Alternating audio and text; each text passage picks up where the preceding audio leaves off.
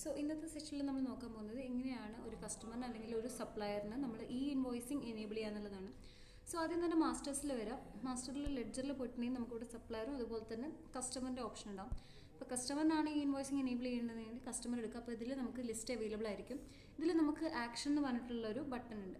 Action click ചെയ്യുക. അതിനുശേഷം നമുക്കിവിടെ സെറ്റിങ്സിൻ്റെ ഇപ്പുറത്ത് ഇ ഇൻവോയ്സ് എന്ന് പറഞ്ഞിട്ടുള്ള ഓപ്ഷൻ ഉണ്ട്. ഇതിൽ പോയിട്ട് എനേബിൾ ഇ ഇൻവോയ്സിങ് കൊടുക്കാം. അതിനുശേഷം ഇവിടെ സ്കീം ടൈപ്പിൽ പോയിട്ട് കമേഴ്ഷ്യൽ രജിസ്ട്രേഷൻ നമ്പർ കൊടുക്കാം. അതിനുശേഷം ഈ സ്കീം ടൈപ്പ് നമ്പർ എന്ന് പറഞ്ഞാൽ കമേഴ്ഷ്യൽ രജിസ്ട്രേഷൻ നമ്പർ എന്താണോ അത് കൊടുക്കാം.